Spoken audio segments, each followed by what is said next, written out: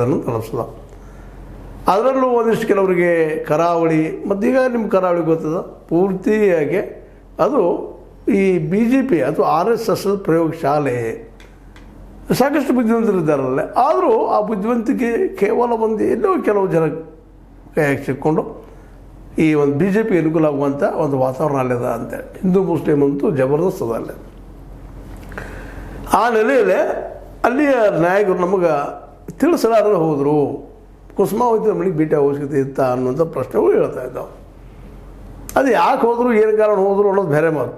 ಅದರಲ್ಲೂ ಮುಖ್ಯವಾಗಿ ನಮ್ಮ ಕಟೀಲ್ ಅವರು, ನಳಿನ್ ಕುಮಾರ್ ಕಟೀಲ್ ಅವರು, ಅಶೋಕ್ ಅವರು ಮತ್ತು ಸುನೀಲ್ ಕುಮಾರ್ ಅವರು, ಇವರು ಸುನೀಲ್ ಕುಮಾರ್ ಅವರು, ಇವರೆಲ್ಲರೂ ಇದನ್ನು ಒಂದು ದೊಡ್ಡ ಇಶ್ಯೂ ಮಾಡ್ತಾಯಿದ್ದಾರೆ. ನಮಗೆ ಹೇಳಾರ್ದು ಹೋದರೆ ಯಾಕೆ ಅಂತೇಳಿ. ಇಲ್ಲಿ ಇನ್ನೊಂದು ನೆನಪಿಸ್ಬೇಕಾಗಿದೆ, ಧರ್ಮಸ್ಥಳವನ್ನು ಎಷ್ಟು ಸಾಧ್ಯ ಇದನೋ ಅಷ್ಟು ರಾಜಕೀಯ ಲಾಭ ಮಾಡ್ಕೊಳ್ಳೋಕ್ಕೆ ಎರಡು ಕಡೆ ಜನ ಪ್ರಯತ್ನ ಮಾಡ್ತಾರೆ. ಇತ್ತು ಸೌಜನ್ಯನೂ ಬಿಡ್ತಾ ಇಲ್ಲ, ಅಥವಾ ಹೆಗ್ಗಡೆ ಅವ್ರನ್ನೂ ಬಿಡ್ತಾ ಇಲ್ಲ. ಯಾಕೆ ಎರಡೂ ಅಪೋಸಿಟ್ ಇದೆ, ಎರಡೂ ಇಲ್ಲ. ಸೌಜನ್ಯರ ಕೊನೆಗೆ ನೇರ ಆರೋಪ ಇರೋದು ಹೆಗ್ಗಡೆ ಅವ್ರ ಕುಟುಂಬದ ಮೇಲೆ. ಎರಡೂ ಕಡೆ ನೀವು ಹೆಂಗೆ, ಎರಡೂ ಧ್ವನಿ ಮೇಲೆ ಹೆಂಗೆ ನೀವು ಹೆಜ್ಜೆ ಸಾಧ್ಯ ಇದೆ? ಎರಡರಲ್ಲಿ ಒಂದು ನಡಿಬೇಕು ಅಂಥ ಸಂದರ್ಭದಲ್ಲೇ ಈಗಾಗಲೇ BJP ಸ್ಪಷ್ಟವಾಗಿ ಹೆಗ್ಗಡೆ ಅವ್ರ ಜೊತೆ ಕಂಡುಕೊಳ್ಳೋದು.